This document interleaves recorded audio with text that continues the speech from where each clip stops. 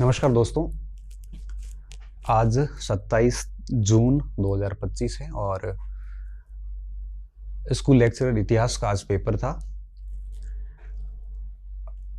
इस वीडियो में हम 4 बिंदुओं पे बात करेंगे कि कुल कितने प्रश्न थे और किस भाग से कितने प्रश्न रहे। जैसे आधुनिक के कितने आए, मध्य भाग के कितने आए, विश्व इतिहास के कितने आए। तो हर पार्ट के किस पार्ट से कितने प्रश्न आए उस पर बात करेंगे और बात करेंगे कि नए प्रश्न कितने थे, रिपीटेड कितने थे, और बात करेंगे कि कठिन प्रश्न कितने थे, एवरेज कितने थे और सामान्य स्तर पे कितने थे, और बात करेंगे कि हिस्ट्री पॉइंट का क्या प्रदर्शन रहा। आप कई सारे बच्चे पढ़े मेरे से, कितने प्रश्न आए डायरेक्ट इनडायरेक्ट, और साथ में बात करेंगे कि इस पेपर में कितना स्कोर सिलेक्शन के योग्य है। और सबसे महत्वपूर्ण बात करेंगे कि इस बदलते पैटर्न के अकॉर्डिंग आगे भविष्य में इतिहास के जो परीक्षाएं हैं उनको लेके आप कैसे अपने आप को तैयार कर सकते हैं, क्या स्टडी मटेरियल यूज कर सकते हैं। तो इन बिंदुओं पे बात करेंगे, हम प्रश्न सॉल्यूशन करते जाएंगे और साथ साथ में हम इन चीज़ों पर भी डिस्कस करते जाएंगे। ध्यानपूर्वक सुनना, कोशिश करूंगा कि मेरी तरफ से कोई एरर ना रहे। फिर भी 140 प्रश्न हैं। 1 बजे पेपर हमारे हाथ में आया था दिन में, तो अभी रात को तकरीबन 11:30 बजने को हैं। तो 10-11 घंटे हमने मेहनत करी। ऐसा नहीं थी कि बनाने में इतनी दिक्कत नहीं आती, क्योंकि प्रूफ भी साथ में चाहिए होते हैं। हमने बैच लिया था तो हमारी जिम्मेदारी भी बनती है, तो वो प्रूफ भी साथ में हमने रखे हैं। प्रूफ साथ में इसलिए भी रखने ज़रूरी होते हैं, कई सारे वेल विशर तलवार लेके खड़े रहते हैं हमारे ऊपर कि इनकी पढ़ाई में से प्रश्न नहीं आए, तो हमें ये प्रूफ भी साथ में देना पड़ता है। ये बड़ा दुर्भाग्य है, क्योंकि शिक्षक की पहचान कितना अच्छा समझाए उस पर होनी चाहिए, ना कि इन चीज़ों पे। फिर भी हम सभी चीज़ों को ध्यान में रखते हुए बात करेंगे। तो कैसा पेपर था, क्या था जो मैंने बात करी, इसी बिंदु पे बात करते हैं। सबसे पहले शुरुआत करते हैं मिडाइवल की। मैंने इसको पार्टीशन कर लिया है, मध्य का अलग, आधुनिक अलग, विश्व अलग, प्राचीन अलग और आपके राजस्थान का अलग। पहला प्रश्न था कि बलबन के उस बेटे का नाम बताइए जिसने अफगानिस्तान के तैमूर खान के घातक हमले से रक्षा करते हुए अपनी जान दी थी। आपको पता होगा, हमने इसको बहुत अच्छे से पढ़ा था कि मंगोल नीति के अंदर पढ़ा था कि किस तरह से लाहौर, मुल्तान, दीपालपुर, उच्च, सोनम, समाना के अंदर इन्होंने अपने 2 बेटे शहजादा मोहम्मद और शहजादा बुगरा खान को वहां नियुक्त किया था। और शहजादा मोहम्मद की डेथ हो गई थी। ये बहुत अच्छे से हमने लिखा, सुमरा जनजाति का विद्रोह दबाने के लिए वगैरह वगैरह। और शहजादे मोहम्मद की डेथ से ये इतना व्यथित हुआ था बलबन कि इसने बलबन को खान शहीद और शहीद आजम की उपाधियां दी थी। तो इसका उत्तर क्या होगा, मोहम्मद। और बुगरा खान को यहाँ से हटा दिया गया और हटाकर बुगरा खान को तुगरिल खान के हटाने के बाद बंगाल के अंदर गवर्नर बना दिया था। ये प्रश्न भी इस परीक्षा के अंदर आया हुआ है। तो पहले प्रश्न का उत्तर क्या बैठेगा, मोहम्मद, शहजादा मोहम्मद। ठीक है, तो यह 1285 की घटना है। तो इसका पहला प्रश्न था ये। उसके बाद में दूसरा प्रश्न था कि अलाउद्दीन खिलजी की विस्तारवादी नीति के संदर्भ में कथनों पर विचार कीजिए कि कौन से कथन सही हैं। तो सही कथनों पर हमें बात करनी है। पहला कथन है कि 1299 में गुजरात के विरुद्ध उसके सेनापतियों जफर खान और उलुग खान ने सेना का नेतृत्व किया। ये सही नहीं है, क्योंकि गुजरात अभियान के अंदर उलुग खान के साथ में नुसरत खान थे। तो ये कथन गलत हो गया है। चूंकि हमें सही छांटना है तो ये उत्तर हो नहीं सकता, ये हो नहीं सकता, क्योंकि विकल्प पहला चला गया है। विकल्प तीसरा क्या कह रहा है कि दक्षिण भारत के सभी अभियानों का नेतृत्व उसके दास सेनापति मलिक काफूर ने किया था। ये बात बहुत सही है और हमने यहाँ पे इस बात को लिखा भी है कि मलिक काफूर के नेतृत्व में ख्वाजा हास के सहयोग से दक्षिण के सारे अभियान पूरे हुए थे। तो एक कथन तीसरा जो है बिल्कुल सही है। तो उसका उत्तर क्या बैठ जाएगा, ए बैठ जाएगा। ठीक है, हालांकि हमने देवगिरी के अभियानों के बारे में भी पढ़ा है। तो चूंकि यहाँ 2 पीपीटी से अपना आंसर क्लियर हो रहा है, तो मैंने 2 स्रोत ही यहाँ पे डाले हैं। तो इसका आंसर क्या हो जाएगा, ए, अर्थात सिर्फ तीसरा कथन सही है और बाकी के 2 कथन गलत है। वैसे भी आपको पता है देवगिरी पे 3 बार अटैक हुआ नहीं था, 1 बार ही हुआ था। और 1 बार एज ए जलालुद्दीन खिलजी के सेनापति के रूप में उसने जरूर अभियान किया था। तो कथन सिर्फ 3 सही, अर्थात विकल्प ए यहाँ पे सही बैठता है। सल्तनत काल के उस शासक का नाम बताइए जिसने अपने पुत्र को गवर्नर नियुक्त करते समय, ये बुगरा खान को सलाह दी गई थी, अपने किसानों को अनुचित कार्यों से बचाने की सलाह दी थी। जब बंगाल सेना भेजी जा रही थी बलबन के द्वारा, तब बलबन ने अपने बेटे को कहा था कि सेना को इस हिसाब से ले जाना है कि किसानों को कम से कम लॉस हो। तो ये बात सैन्य अभियानों के दौरान स्थानीय लोगों को कम से कम नुकसान हो, इस बात का ध्यान रखा जाता है। ये बलबन के संदर्भ में कहा गया है। तो ये इसका आंसर क्या बैठेगा? सी। ये हमने बलबन की प्रशासनिक नीति में पढ़ा था। चौथा है कि दिल्ली सुल्तान ने ऋण पंजिकाओं को समाप्त किया था। तो इसकी हेडिंग भी हमने यही दी थी, ऋण पंजिकाओं को नष्ट किया गया था। ये नष्ट किसने किया था? ये फिरोज शाह तुगलक ने किया था। बात क्या थी कि मोहम्मद बिन तुगलक के समय के सभी प्रकार के जो ऋणी थे उनको एफएसटी के समय, मतलब फिरोज शाह तुगलक के समय, कर्मचारी फक्र सादी के पास था और एफएसटी ने परामर्श के बाद में ये सारा चीजें खत्म कर दी थी। तो ये इसका उत्तर क्या होगा? फिरोज शाह तुगलक। ठीक है, ये काफी ठीक प्रश्न था, रिपीटेड प्रश्न था। सल्तनत शासकों के सैन्य संगठनों में हाथियों का प्रभार, ये दीवान पील कहलाता था और ये थोड़ा फील लिख लिया इन्होंने, तो इसका उत्तर क्या होगा? बी। तो पील खाना विभाग होता था। पील का मतलब ये आपको पता है हाथी है। बाकी अश्व, कल्ब ये मुख्य सेना होती थी। कुल घोड़ों को बोलते थे। तो इसका उत्तर होगा डी। किस मंगोल नेता ने मोहम्मद तुगलक के समय दिल्ली पे अटैक किया? तो सिंपल था, अलाउद्दीन तराम सिरिन ने 1327 में अटैक किया था। ये इसका उत्तर क्या होगा? सी उत्तर इसका बैठ जाएगा। उसके बाद था कि वारंगल का नाम बदलकर सुल्तानपुर किसने किया था?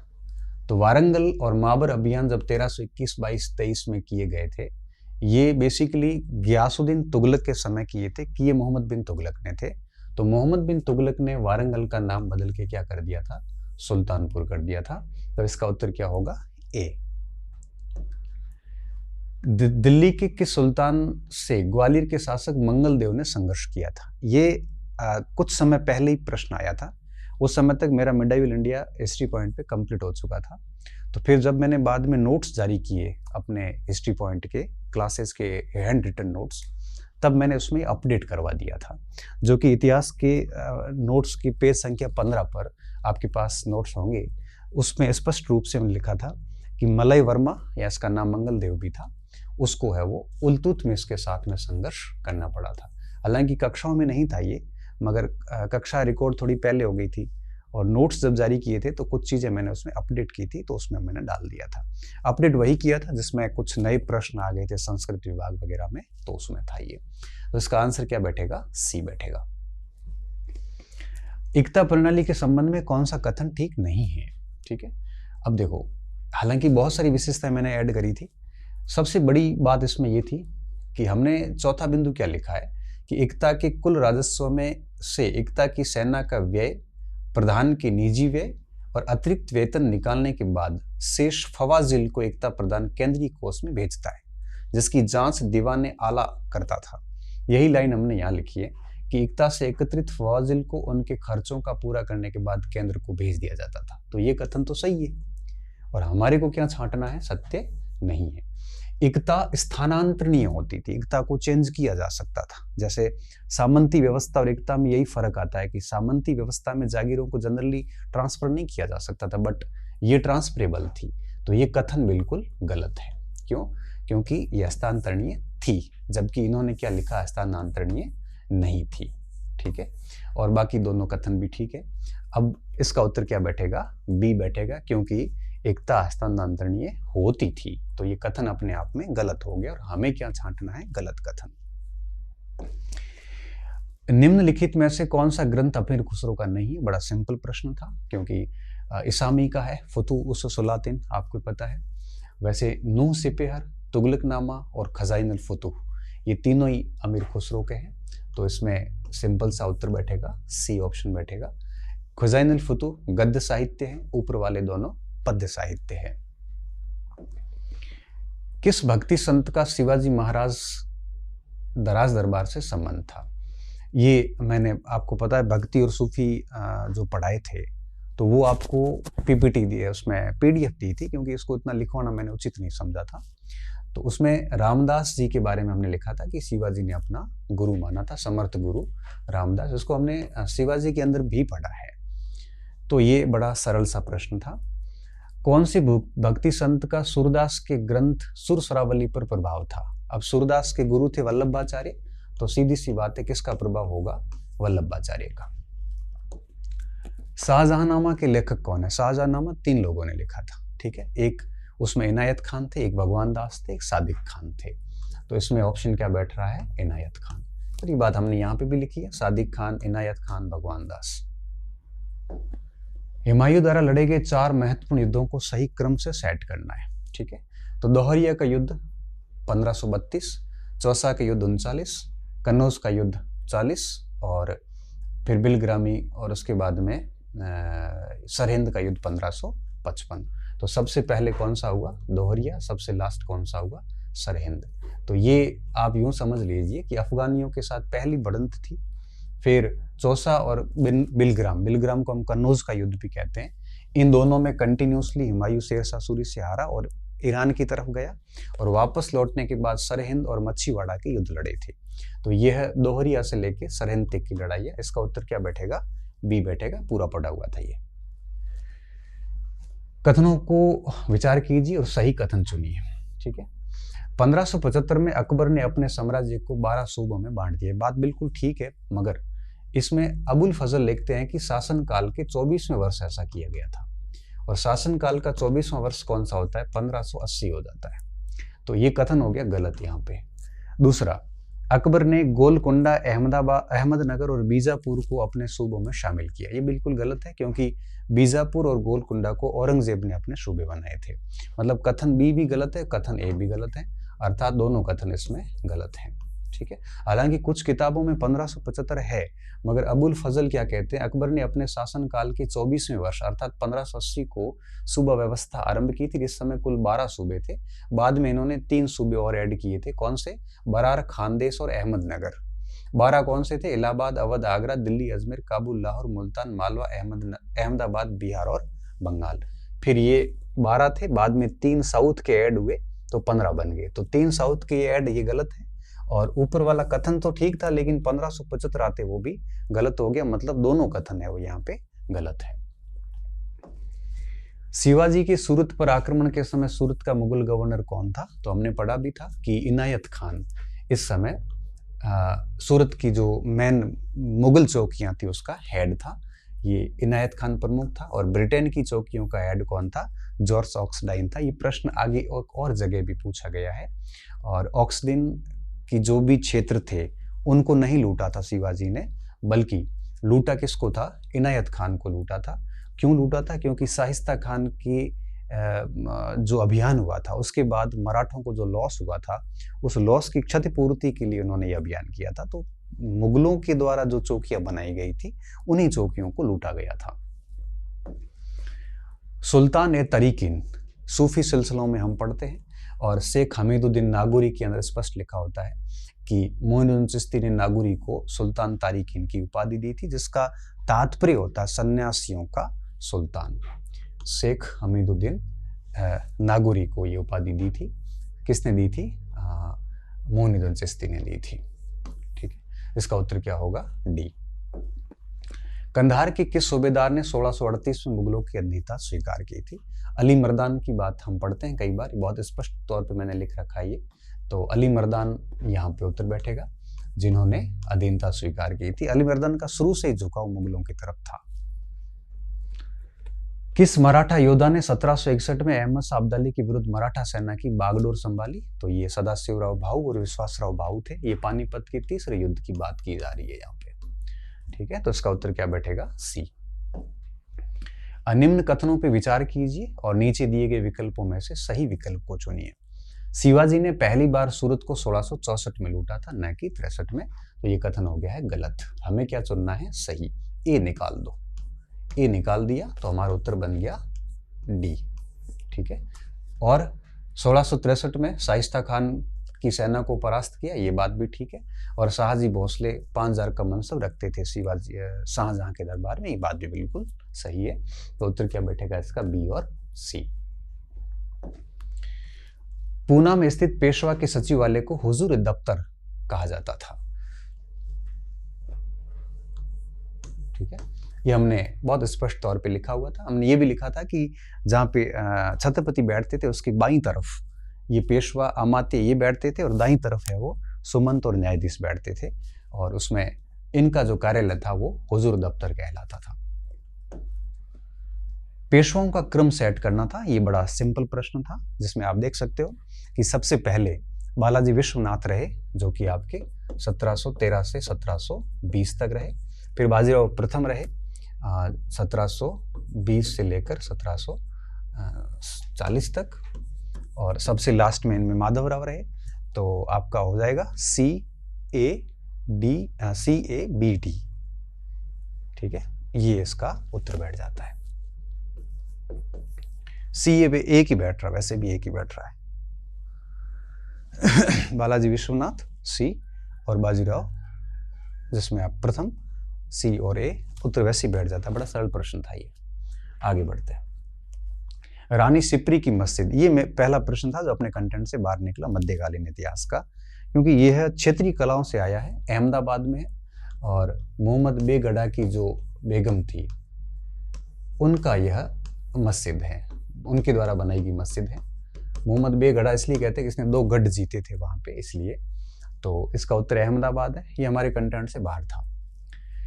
नबूद की सही व्याख्या क्या है? यह बूद व नबूद का जो सिद्धांत था ये गियासुद्दीन तुगलक के काल का है। बूद व नबूद अर्थात अस्तित्व में है या बिना अस्तित्व के है। इसका मतलब ये होता था किसानों के सभी रिकॉर्ड्स बनाए जाते थे ताकि फसल खराब होने की स्थिति में उनको क्षतिपूर्ति या मुआवजा दिया जा सके। ये बूद और नबूद का सिद्धांत था। तो सूफा करने की स्थिति में खेती योग्य जो क्षेत्र था उसका हिस्सा जैसे बोया नहीं गया, घोषित किया गया हो, जो अस्तित्व में नहीं हो, उसे हम क्या कहते थे? नबूद कहते थे। और जो हिस्सा बोया जाता था उसे हम बूद कहते थे। ये गियासुद्दीन तुगलक के काल की एक व्यवस्था थी जिसको हमने बहुत बढ़िया तरीके से लिखा है, और इसमें आराम से इसका उत्तर भी निकल जाता है, क्योंकि यह खेती भूमि थी। तो खेती भूमि को आप दोनों को हटा दोगे तो ऑप्शन सीधा सा बच जाता है यहाँ पे। तो ये बूद और नबूद का प्रश्न काफी नया प्रश्न था। ये मुगल कालीन किसानों की श्रेणियां हैं जो कई बार परीक्षा में पूछी गई, जैसे खुदाकस्त जिसकी खुद की जमीन होती थी, सी का 1 हो जाता है, सीधा उत्तर बैठ जाता है। ठीक है, पाही कास्त, मुजरियान, मिराशी, ये सारे के सारे आपको पता है कि ये सारी सारी श्रेणियां हैं। पाही कास्त दूसरे गांव में जाके खेती करते थे, और जो मुजारियान थे, मिरासी महाराष्ट्र के भूस्वामी वर्ग था। डी का 4 हो जाता है, तो इसका उत्तर क्या बैठेगा? डी बैठेगा। ये सरल प्रश्न था। दासकूट आंदोलन ये भक्ति आंदोलन से आया, ये हमने नहीं पढ़ा, ये कर्नाटक से रिलेटेड है और कन्नड़ भाषा में इसके गीत लिखे गए हैं। तो इस तरह से यह चैतन्य महाप्रभु वैष्णव संप्रदाय से थे, यही बात हमने लिखी है, और यह भी भक्ति सूफी से प्रश्न आया हुआ है। आपके डी उत्तर बैठ जाएगा। बंगाल के तुगरिल खान के विद्रोह के दमन के बाद बलबन ने किसे वहां का गवर्नर नियुक्त किया? ये बात मैंने आपको उस समय बताई जिस समय शहजादा मोहम्मद की डेथ हुई, तो बुगरा खान को वहां से हटा के बंगाल भेज दिया था। तो तुगरिल खान के विद्रोह के बाद में बलबन ने यहाँ पे किसको नियुक्त किया था? बुगरा खान को। ये बात हमने यहाँ लिखी है कि तुगरिल का राज्यपाल था, उसने ये सब किया। उसके बाद बुगरा खान को लखनऊ का गवर्नर बना के भेजा, और ये इसका आंसर क्या बैठेगा? ए बैठ जाएगा। ये टोटल 28 प्रश्न थे मध्यकाल के। 28 में से 26 प्रश्न ऐसे थे जिसको एसटी पॉइंट के बच्चे जिन्होंने कुछ भी नहीं पढ़ा हो, दूसरा केवल नोट्स पढ़े या केवल कोर्स पढ़ा था, वो आराम से बच्चे कर सकते थे अपनी समझदारी से, अगर अच्छे से याद किया है तो। क्योंकि पिछले 2 दिन से मैं देख रहा हूँ कि मार्केट में एक ऐसा माहौल बनाया गया है कि पता नहीं कहाँ से आ रहे हैं सवाल, कैसे आ रहे हैं। मैं सोच रहा हूँ कि ये सिर्फ माहौल बनाया गया है, सवाल वहीं से आ रहे जहाँ से पहले से आते थे। मैटर ये नहीं करता है कि आपके पास मटेरियल कौन सा है, मैटर ये करता है कि आप याद कितना करते हैं। मैं कह रहा हूँ कि आप कोई भी किताब लेके बैठो, अब आप जैसे सौरभ चौबे लेके बैठे थे मध्यकाल की, तो सौरभ चौबे को आप पढ़ोगे जिसमें से आपको 28 में से इतने कितने सवाल मिल जाएंगे। अगर आपने बड़ी श्रद्धा भाव से, कहते हैं ना भक्ति क्या होती है, भक्ति का मतलब होता है विश्वास और श्रद्धा। अगर आप अपनी सामग्री में श्रद्धा रखते हैं, विश्वास रखते हैं, तो वो याद भी हो जाती है, और फिर उसको अगर ढंग से पढ़ते हैं तो आराम से सवाल भी हो जाते हैं। आप कितनी भी पुस्तकें लेके आ जाओ, जब तक उसको ठीक तरीके से नहीं पढ़ोगे ना, तो आपके कंटेंट में सवाल आके भी आप सही नहीं कर पाओगे। अब जैसे ये मध्यकाल, अब मेरे से कई बच्चे पढ़े होंगे, मुझे नहीं पता कि किसने कितने सही किए, लेकिन मैं 28 के 26 प्रूफ कर पा रहा हूँ। और मैं तो ये कहता हूँ कि चलो 2 पॉइंट अपने कंटेंट से बाहर थे, बिल्कुल बाहर थे। अब इन 26 में से चलो 1-2 सवाल और इधर उधर कर लो, तो कम से कम 22-23 सवाल तो बच्चे को कर लेने चाहिए थे, अगर उसने ठीक से पढ़ाया तो। अब आप ये दोष नहीं दे सकते कि कंटेंट में प्रश्न नहीं है, प्रश्न तो है, लेकिन हम कंटेंट को कितना बढ़िया याद करते हैं, ये उस पर डिपेंड करता है। उसी रजिस्टर को पढ़ के आप कुछ भी कर सकते थे, अच्छे स्कोर भी कर सकते थे। अब देखिए, अब पूरे 28 में से 6 प्रश्न ऐसे थे जो रिपीटेड नहीं थे, बिल्कुल आरपीएससी ने नए बनाए थे, और 22 प्रश्न रिपीटेड थे। मतलब पुराने पेपर से किसने ढंग से अभ्यास भी किया है, तब भी 22 प्रश्न निकाले जा सकते थे। 8 प्रश्न अत्यंत टफ थे, 15 मध्यम के थे, 5 बहुत सिंपल प्रश्न थे। तो मिडाइवल का ये पूरा ब्यौरा था कि 140 में से 28 प्रश्न मिडाइवल के पूछे गए, 26 हमारा प्रदर्शन रहा, और प्रश्नों की ये प्रकृति थी। ठीक है, तो मुझे लगता है कि मैं सेटिस्फाइड हूँ, क्योंकि जितना मैंने मेहनत करी थी, और पूरे मिडाइवल में लगभग 150-200 मेरी क्लासेस हैं, और अगर उसको हैंड रिटन के रूप में जब दिया तो 2 रजिस्टर बने, लगभग 600 पेज बने। अगर उसको टाइप पे ले जाते तो वही एक 150-200 पेज की बुकलेट बनती, और उस 150-200 पेज की बुकलेट से अपन, क्योंकि मुझे पता है कि हैंड रिटन 3 पेज होते हैं, तब उसको अगर लिखते हैं तो 1 पेज बनता है कंप्यूटर टाइपिंग से, तो मुश्किल से 200-250 पेज की एक मिडाइवल की बुकलेट बनती। उसमें से आप देख पा रहे हो 28 में से 25-26 प्रश्न आराम से बन जाते हैं। वैसे मैं ये नहीं कह रहा हूँ कि मेरे इतने प्रश्न आए, सबके ही आए, मगर मेरा कहने का मतलब ये है कि आप जो पिछले 4-5 दिन से मैं देख रहा हूँ ना कि आप कि पता नहीं कहाँ से आ रहा है, इतना हो हल्ला करने की जरूरत नहीं है। उसी जगह से आ रहा है जहाँ से आपने पढ़ा है, बस उसको ठीक से पढ़िए। अब आप मुझे कहोगे सर मिडाइवल के लिए आगे क्या हमें रणनीति रखनी है, तो मैं यही कहूँगा आगे प्रोफेसर की परीक्षा है। अगर आप अपना कंटेंट पढ़ा हुआ हिस्ट्री पॉइंट वगैरह का नोट्स पढ़े हैं, या वीडियो क्लासेस करके आपने नोट्स बनाए हैं, तो उसी को जारी रखिए। आपको आप देख पा रहे हो इससे अधिक वैसे होगा नहीं आपसे, उसको बढ़िया से पढ़िए, श्रद्धा के साथ पढ़िए। मैं भरोसा दिलाता हूँ आगे भी हम इतने प्रश्न और करवाएंगे आराम से। और अगर आप किताब पढ़ रहे हैं और आपकी किताब में से देख लीजिए, अगर इतने प्रश्न आ रहे हैं किताब में आप कंफर्टेबल है, तो आप किताब जारी रखिए। अगर आप बिल्कुल नए स्टूडेंट हैं तो मैं यही कहूँगा कि 12वीं की एनसीईआरटी पढ़ लेना, 11वीं 12वीं की तो काम की नहीं है, 12वीं की एनसीईआरटी पढ़ लो, साथ में सौरभ चौबे देख सकते हो आप। सौरभ चौबे से मुझे लगता है इसमें से अधिकांश सवाल आए हुए हैं। तो मैं उस किताब को, मैं एक ही किताब का नाम इसलिए ले रहा हूँ कि बहुत सारी किताबों की वीडियोस मैं पहले ही बना चुका हूँ। तो ये था मिडाइवल का। अब हम बात करते हैं आगे। तो इसमें एक स्टूडेंट जो है, मुझे लगता है 28 में से 22-23 प्रश्न कर सकता था आराम से। ठीक है, आगे बढ़ते हैं। दूसरा प्रश्न है, भाग है आपके विश्व इतिहास का, कि हिंद चीन के भविष्य को लेकर बनाए आयोग के सदस्य देशों में से कौन सा देश नहीं था। यह बेसिकली जेनेवा प्रोटोकॉल की बात कर रहा है, जो कि 1954 में हुआ था, और यूएसएसआर ये 1955 में, सॉरी, इसमें एक 3 सदस्यीय कमीशन बिठाया था, जिसमें पोलैंड था, कंबोडिया था और भारत था, और इसके साथ साथ एक कनाडा था। क्योंकि इसमें बहुत सिंपल सा गैस लगाना था कि देखो कनाडा, भारत, ये तो थे भारत और पोलैंड। कनाडा और फ्रांस में कन्फ्यूजन हो सकता था, लेकिन इसको दूर किया जा सकता था। कैसे? क्योंकि आपको पता है कि हिंद चीन के अंदर लड़ाई किसकी थी, फ्रांस की और वियतनाम की। फ्रांस का हिंद चीन में क्या भविष्य है, इस बात को लेकर कमीशन बैठा था। तो उस कमीशन में वो देश तो हो ही नहीं सकता, इसलिए अब फ्रांस तो ये वैसे ही लड़ रहे थे। आप देख लो यहाँ पे फ्रांस ये पराजित हो रखा था। तो पीछे कौन बचा? पीछे बचा आपके फ्रांस ही बच गया, क्योंकि आपको पता है कौन सा देश नहीं था, तो कौन सा नहीं था? फ्रांस नहीं था। क्यों? क्योंकि फ्रांस और वियतनाम की लड़ाई को सुलझाने के लिए कमीशन बैठाया था। तो इसका उत्तर क्या होगा? डी। ये प्रश्न बड़ा जबरदस्त प्रश्न था, मैंने पढ़ा भी नहीं कभी इसको। और चीन के जो सिविल वॉर हुआ उसमें जो नेशनलिस्ट पार्टी थी क्यूओमिंतांग, उसने मोस्टली नॉर्थ और ईस्ट के जो बंदरगाह थे उनके ऊपर अटैक किया था, तो कौन सा इससे बाहर रहा था? तो जितना मैं समझ पाया हूँ, मैपिंग मैंने देखी, तो मुझे लगा कि इसमें एक यनान प्रांत नहीं आ रहा था, बाकी ऑलमोस्ट सारे उन्होंने अपने कब्जे में कर लिए थे। तो ACD इसका उत्तर बैठेगा, ये हमने नहीं पढ़ा।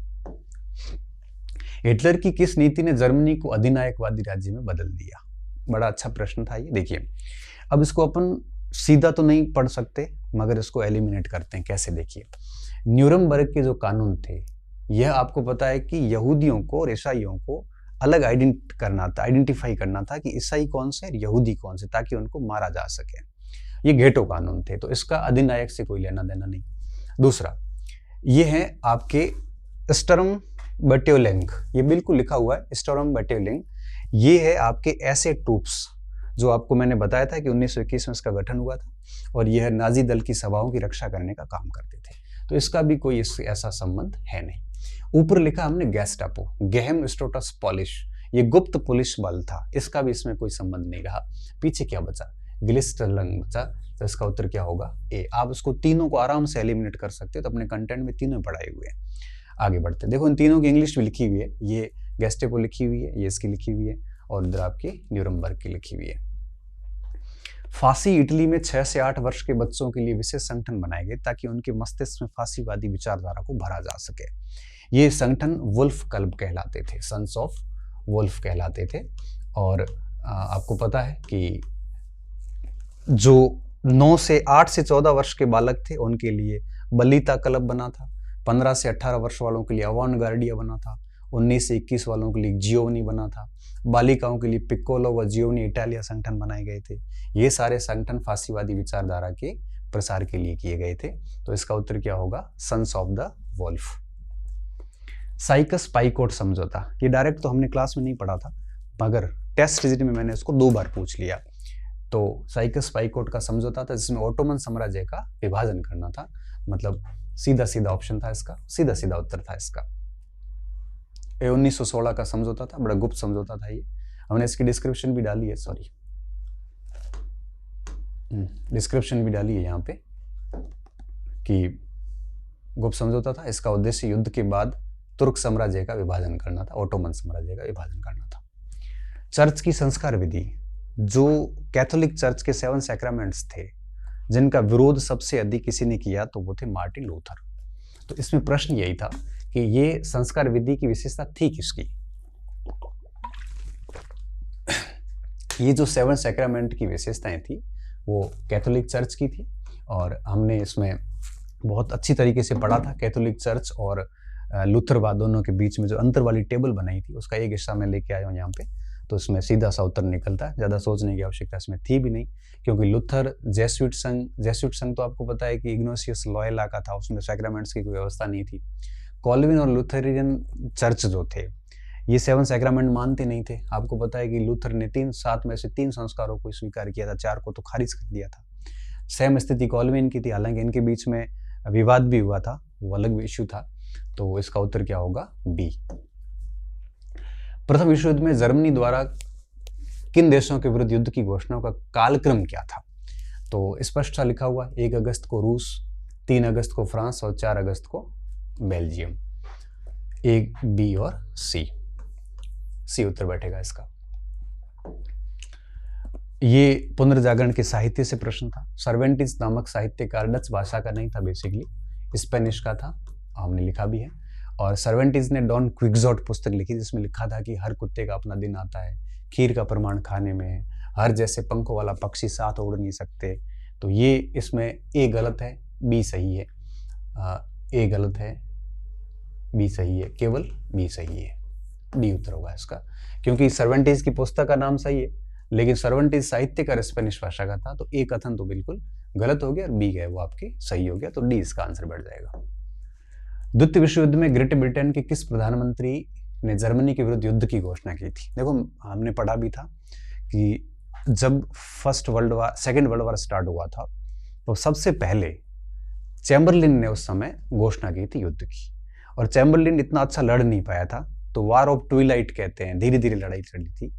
और उसके बाद में चैम्बरलिन ने इस्तीफा दिया और चर्चिल बने थे। तो जब युद्ध की घोषणा भी उस समय कौन थे? चैम्बरलिन थे।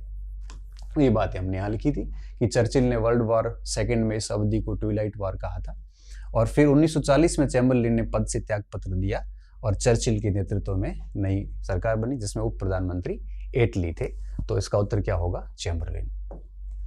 राष्ट्र संघ में नॉनसेन आयोग, ये बात वही हुई जो इल्तुतमिश वाली हुई थी। पिछली बार मैंने वर्ल्ड हिस्ट्री पढ़ाया था 2024 में, उसके बाद एक परीक्षा हुई थी तो उसमें ये नॉनसेन आयोग कमीशन आया था, तब मैंने इसको नोट्स में अपडेट कर दिया था। तो जिसमें ये विश्व इतिहास की आपके पास मेरी बुकलेट होगी तो उसमें देखना आप, पेज नंबर 221 पे लिखा हुआ है। और ये नॉनसेन आयोग का संबंध है शरणार्थियों की समस्याओं के लिए। ठीक है, तो बी उत्तर इसका बैठ जाएगा। तो हमने लिखा था कि 1930 में राष्ट्रसंघ ने शरणार्थियों हेतु नॉनसेन इंटरनेशनल ऑफिस स्थापित किया। ये नॉनसेन की स्मृति में हुआ था। 1938 में इस संस्था को नोबेल पुरस्कार भी दिया गया था। तो इसका उत्तर क्या होगा? बी। संयुक्त राष्ट्र संघ के 1950 के शांति के लिए एकता प्रस्ताव से किसकी शक्तियों में वृद्धि हुई?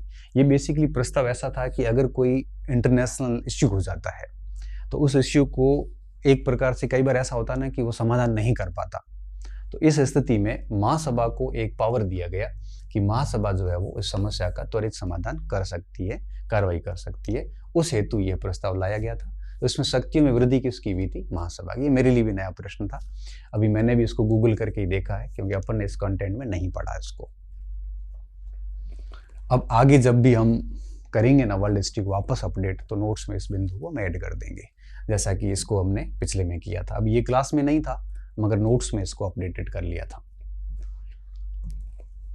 नेपोलियन बोनापार्ट ने जो आर्थिक नाकेबंदी की शुरुआत की, जिसे हम महाद्वीपीय व्यवस्था कहते हैं, तो महाद्वीपीय व्यवस्था के लिए सबसे पहले जो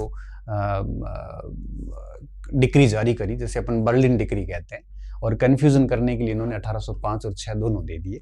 तो बर्लिन डिक्री कौन सी थी? 21 नवंबर 1806 की। यहीं से आर्थिक नाकेबंदी अर्थात यूं कहिए कि महाद्वीपीय व्यवस्था स्टार्ट हो गई थी। महाद्वीपीय व्यवस्था में मेन टारगेट ये था कि ब्रिटेन को इकोनॉमिकली कमजोर करना, महाद्वीप के जितने भी व्यापारिक क्षेत्र हैं, नाके हैं, उनको काउंटर करना ताकि ब्रिटेन विदेशों से व्यापार नहीं कर सके। ब्रिटेन को आर्थिक रूप से तोड़ना ही एकमात्र हो सकता है, उपाय हो सकता है। बाकी ब्रिटेन की भौगोलिक स्थिति ऐसी है कि युद्ध से उसको अपन जीत नहीं सकते। ठीक है, तो इसका उत्तर क्या होगा? बर्लिन घोषणा 1806, ए उत्तर बैठेगा इसका। इटली के एकीकरण के अंतिम चरण में वेनेशिया और रोम का विलय हुआ था। इसमें कोई बड़ी बात नहीं है, बड़ा आसान प्रश्न था ये। गैस्टाइन के कन्वेंशन में 1865 के द्वारा स्लेस्विक की जो डच्ची थी वो किसको दी गई थी?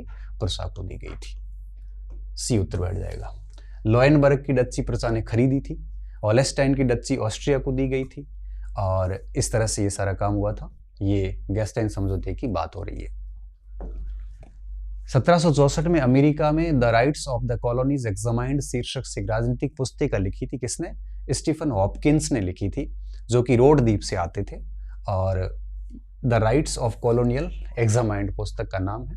तो इसका उत्तर क्या होगा? ए होगा। हमने इसको नई वर्ल्ड हिस्ट्री में पढ़ रखा था। ये औद्योगिक क्रांति के कुछ आविष्कार है, कौन सा नहीं है? तो सड़क निर्माण मक्काडम का है। किसका है? मक्काडम का है। तो ये नहीं है, बिल्कुल भी गलत है। बाकी तीनों भी यहाँ पे लिखे हुए, जॉन के, हारग्रीव्स, जेथरो टल, सब सही है। बी इसमें सम्मिलित नहीं था। फ्रांसीसी क्रांति के दौरान जो वित्त मंत्री हुए, जिसे फिजियोक्रेट्स कहा जाता था फ्रांस के अंदर, उनको सही कालक्रम से सेट करना है। तो ये सेट ही थे, तुर्गो, नेकर, कैलोन और ब्रिया। ये ABCD ऑलरेडी सेट दे रखे हैं। ये मैंने कई बार क्लासेस में बताया था कि इनका आजकल क्रम पूछते हैं, कई बार इनका योगदान पूछते हैं। पिछली बार ऐसा आया था कि न फ्रांस दिवालिया होगा, न नए कर लगाने पड़ेंगे। ये किस फिजियोक्रेट्स की धारणा थी? तुर्गो की धारणा थी। तो ABCD चारों क्रम से सेट है। रूस में फरवरी 1917 की क्रांति, देखो रूस की क्रांति 3 चरणों में समझते हैं हम।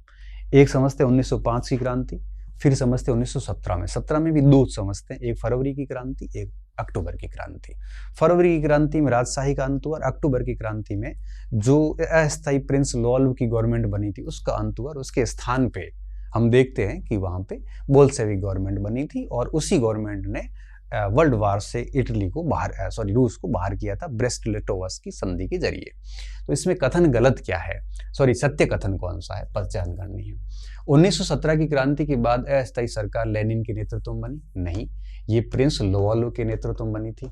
ठीक है, पहली बात ये हमने यहाँ पे लिख भी रखा था कि प्रिंस लोवालो के नेतृत्व में बनी। रूस ने अपने आप को प्रथम विश्व युद्ध से अलग किया, ये भी गलत बात। ये कब किया था? ये अक्टूबर क्रांति के बाद किया था, न कि फरवरी क्रांति के बाद। तीसरा, रूस के पुराने पंचांग के अनुसार इस क्रांति की तिथि 28 फरवरी थी, नहीं थी। कब थी? 27 फरवरी थी। ये हमने ये बात भी यहाँ लिख रखी, 27 फरवरी या 12 मार्च। अब बच गया चौथा ऑप्शन जो कि सही है। इस क्रांति से रूस में जार की निरंकुश शासन का अंत हुआ, ये बात बिल्कुल सही है। और यहाँ पे हमने बात लिख भी रखी है कि जार वंश का अंत हुआ, 15 मार्च को अंत हो गया था। बस एक कथन सही है, चौथा, बाकी तीनों गलत है। अगर इसको पढ़ने में थोड़ी सी भी लापरवाही करी तो ये प्रश्न आपके हाथ से गया। ठीक है, आगे देखो। ये 18 प्रश्न थे वर्ल्ड हिस्ट्री के। इस 18 में से 2 प्रश्न अपनी अप्रोच से बाहर थे और इसके साथ साथ 7 प्रश्न अत्यंत कठिन थे। अत्यंत कठिन कह सकते हो। 3 मध्यम स्तर के थे, 7-8 प्रश्न सामान्य थे, 6 नए प्रश्न थे और 12 प्रश्न ऐसे थे जो पहले की परीक्षाओं में पूछे गए थे।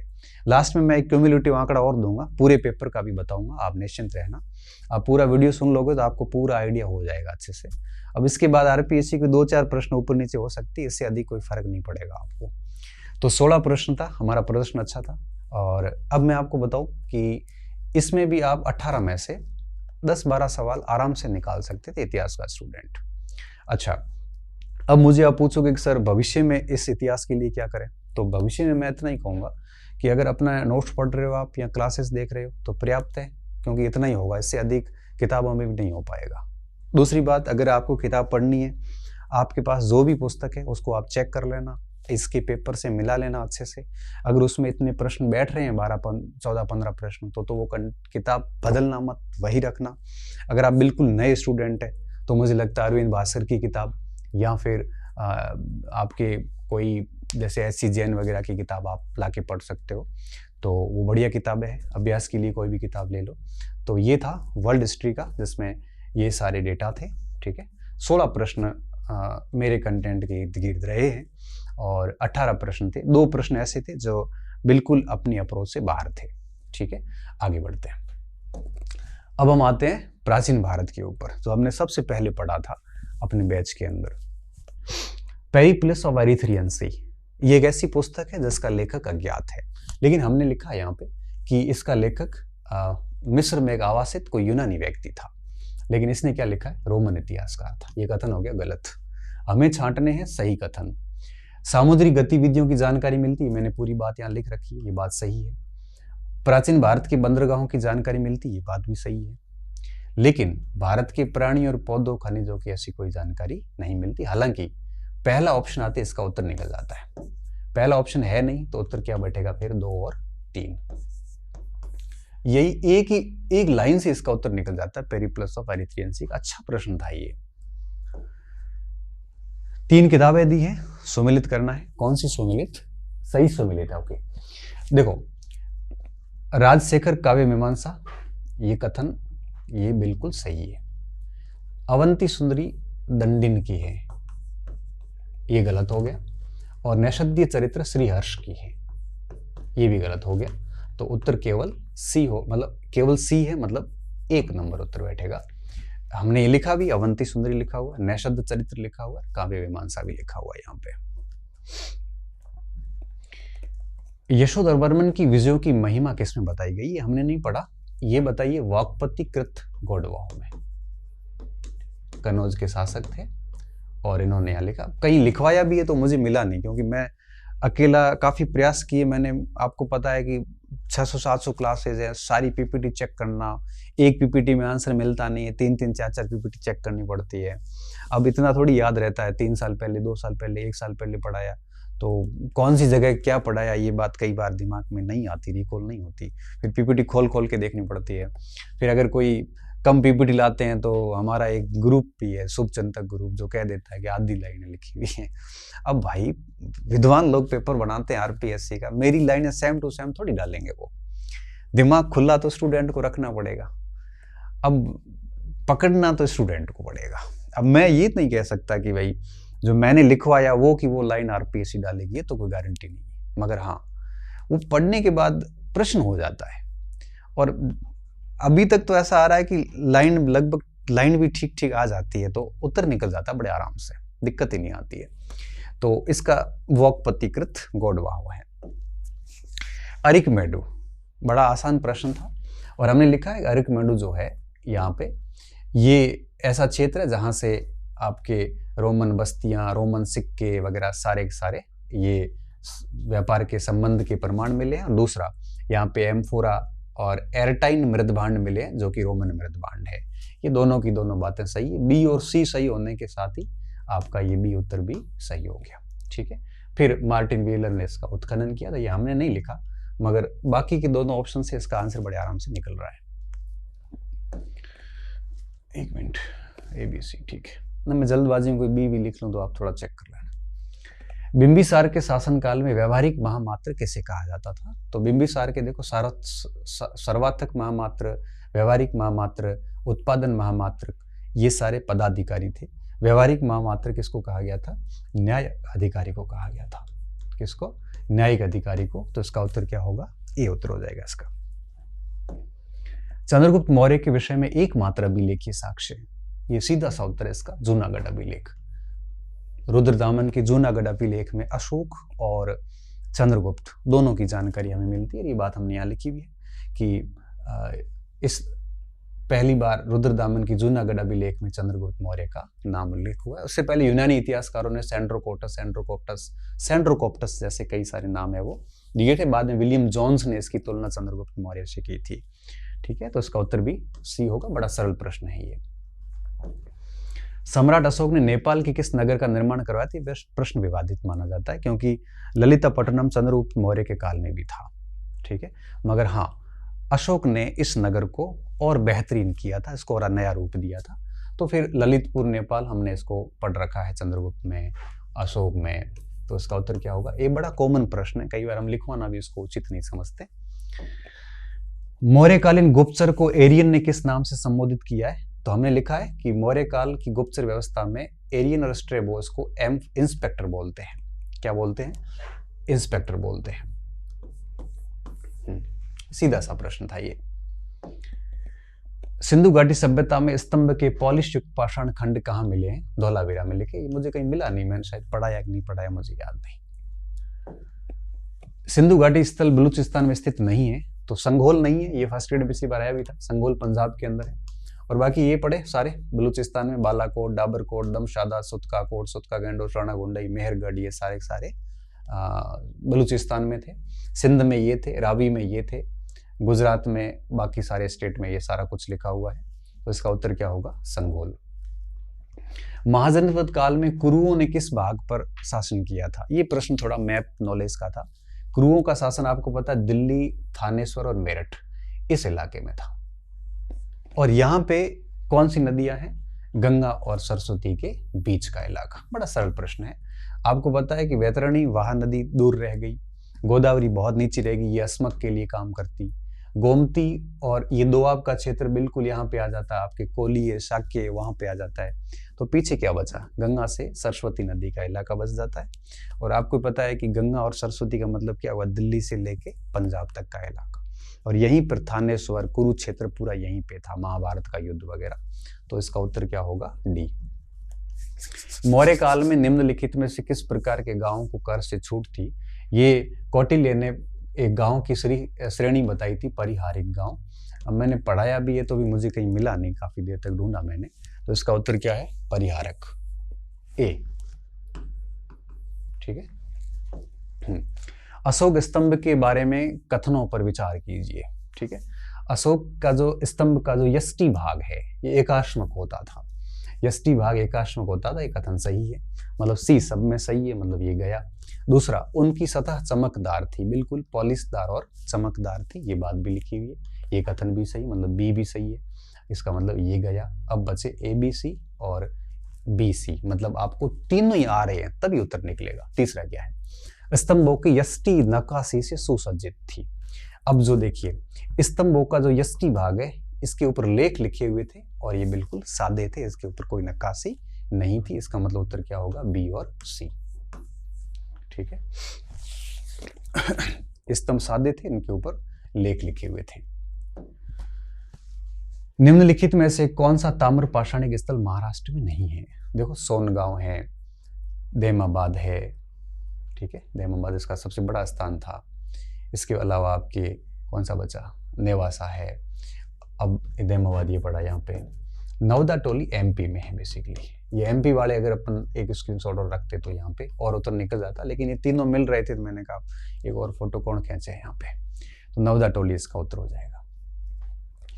सामवेद का कौन सा उपनिषद है? छांदोग्य उपनिषद। ये बड़ा सरल प्रश्न है और आगे बढ़ते हैं। अशुलियन औजार, अशुलियन संस्कृति जिसको अपन मद्रास संस्कृति भी कहते हैं, जिसको अपन हैंडेक्स संस्कृति भी कहते हैं, ये निम्न पुरापाषाण काल की है। कौन सी? निम्न पुरापाषाण काल की। सीधा प्रश्न है। एशुलियन संस्कृति में पेबुल होता है, धारदार, यूं कह सकते हो कि चापर चौपर जैसे कई सारे औजार होते हैं। तो निम्न पुरापाषाण काल। आगे देखिए, बेस नगर में गरुड़ स्तंभ की स्थापना करने वाले हिलियोडोरस के शासक के राजदूत थे। तो हिलियोडोरस एंटियोक्लिड्स के राजदूत थे, जो कि भागवत के इसमें काल में यहाँ सुंग शासक के काल में यहाँ पे आए थे, तो एंटियोक्लिड्स के थे। ठीक है, तक्षशिला का यवन शासक था एंटियोक्लिड्स, वहां से यह हिलियोडोरस आया था। इसने फिर वैष्णव धर्म ग्रहण कर लिया था और यहीं पे रह गया फिर। तो इसका उत्तर क्या होगा, सी। इसका एक प्रश्न आगे और भी है। इंडो ग्रीक सिक्कों के बारे में कौन सा कथन असत्य है? ये सिक्के द्वि लिपि में लिखे हुए, बिल्कुल मैंने लिखा यूनानी और खरोष्टी लिपि में लिखे हुए, ये कथन सही है। इसका मतलब उत्तर नहीं हो सकता, क्योंकि उत्तर हमें असत्य निकालना है।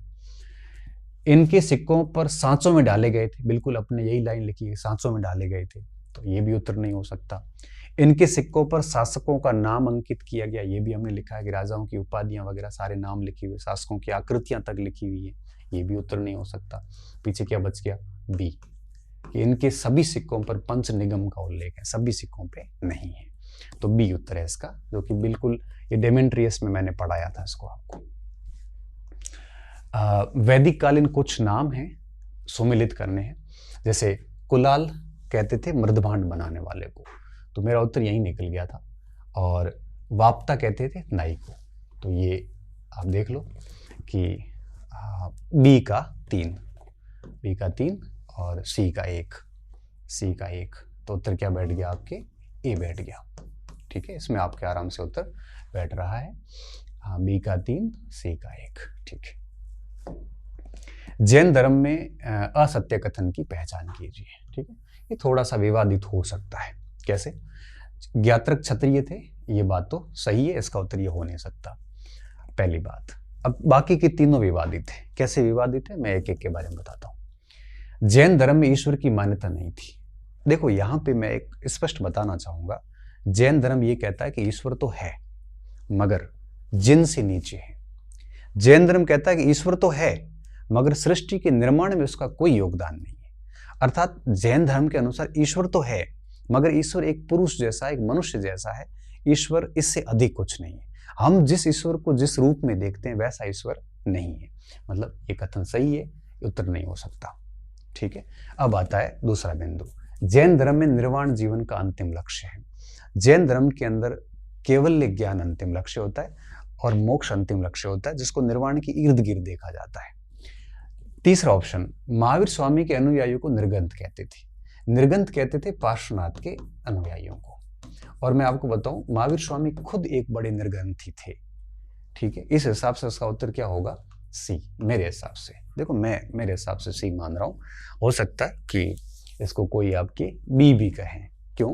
क्योंकि निर्वाण जीवन का अंतिम लक्ष्य है, यहाँ पे भी केवलिन होना चाहिए और बाकियों की तुलना में मुझे ये ठीक लग रहा है, क्योंकि महावीर स्वामी के अनुयायी जैन कहलाए, जिन थे वो जैन कहलाए। महावीर स्वामी खुद निर्ग्रंथ थे। पार्श्वनाथ के जो अनुयायी थे वो सारे के सारे निर्गंथ कहलाए थे। ये बात मैंने यहाँ पे लिखी भी है। तो मुझे जो ठीक लगा इसमें वो सबसे अधिक यही ठीक लगा, सी ऑप्शन। ठीक है, आगे बढ़ता हूँ।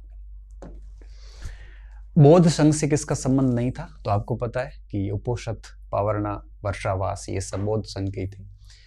डी नहीं था। संलेखना जैन धर्म के अंदर भूखा रह के जान देने की एक विधि है। तो डी उत्तर है इसका, सरल प्रश्न है।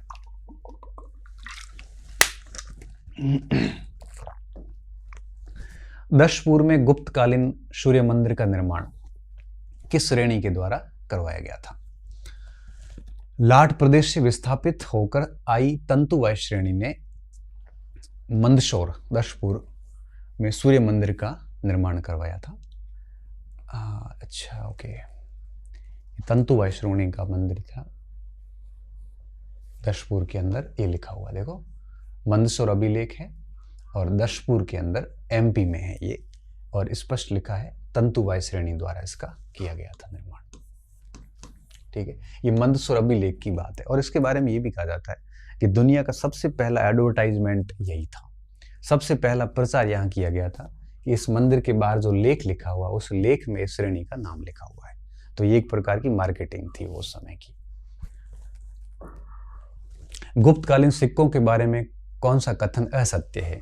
तो इसमें बाकी चीजें तो ठीक है, गुप्तकालीन सोने के सिक्के कुषाणों के सिक्कों से ज्यादा शुद्ध थे, ये कथन बिल्कुल गलत है। क्यों? क्योंकि कुषाणों के सबसे शुद्धतम सिक्के जो थे वो कुषाणों के थे, अत्यंत शुद्ध सिक्के कुषाणों के थे। गुप्तों ने सबसे अधिक सिक्के जारी किए थे, लेकिन क्वालिटी के हिसाब से देखोगे तो गुप्तों के सिक्कों में डाउनग्रेड आया है। 82% से लेके लास्ट में चंद्रगुप्त तृतीय तक 40% सोना रहा था उसमें, जबकि इनके सिक्के जो है वो 90% से कम कभी नहीं आए। इसलिए चौथा कथन बिल्कुल असत्य है और इसका यही उत्तर है। हर्षवर्धन के किन अभिलेखों में ब्राह्मणों को अग्रहार के रूप में गांव देने का विवरण है? तो बांसखेड़ा में ये मरकट सागर गांव और हर्ष द्वारा बालचंद्र व भट्ट स्वामी को गांव दान देने का उल्लेख है, और मधुबन में भी वाद स्वामी भट्ट को दान देने का उल्लेख मिलता है। तो ए और बी इसका उत्तर है। ठीक है, सी ऑप्शन बैठेगा, सीधा उत्तर मिल रहा है इसमें। ये सही सुमिलित नहीं है। तो वासुदेव कर्ण वंश के संस्थापक थे, सुमिलित है, मतलब उत्तर नहीं हो सकता। गोडोन फर्निस, ये भी आपको पता है, देवभूति भी पता है। आंध्रक थे सातवाहन, इसलिए इसका उत्तर क्या होगा? बी होगा। हालांकि आंध्र से उत्तर निकल रहा था तो बाकी हमने स्लाइड ली नहीं यहाँ पे, बाकी ये सीधे सीधे प्रश्न है, बड़ा सरल प्रश्न है ये। गुप्तकालीन प्रशासनिक व्यवस्था से संबंधित कौन सी इकाई नहीं है? तो भुक्तियां कई सारी थी उस समय, विधि कई सारी थी, विषय जिले कई सारे थे। आहार जो है ये मौर्यकालीन और इन समय का था, इस समय की इकाई नहीं थी। दक्षिण पूर्वी एशिया के किस शासक ने पैगन में आनंद मंदिर का निर्माण कराया? तो हमने लिखा भी है कि अनिरुद्ध का उत्तराधिकारी क्वांज था जिसने पैगन में बुद्ध का आनंद मंदिर बनाया था 1105 के अंदर। तो इसका उत्तर क्या होगा? बी, ये अनिरुद्ध का उत्तराधिकारी था। दक्षिण पूर्वी एशिया का सबसे बड़ा बौद्ध मंदिर कौन सा है? बोरोबुद्दर का। बड़ी सामान्य से समझ की बात है ये, और इसको 8वां अजूबा भी कहा जाता है। ठीक है, ये सारी बातें हमने इसमें लिख भी रखी थी। श्रेणी व्यवस्था से संबंधित कौन सा कथन सही नहीं है? ठीक है, सातवाहन कालीन है। तो श्रेणियों में क्या क्या था, ये थोड़ा ऐसे आ गया।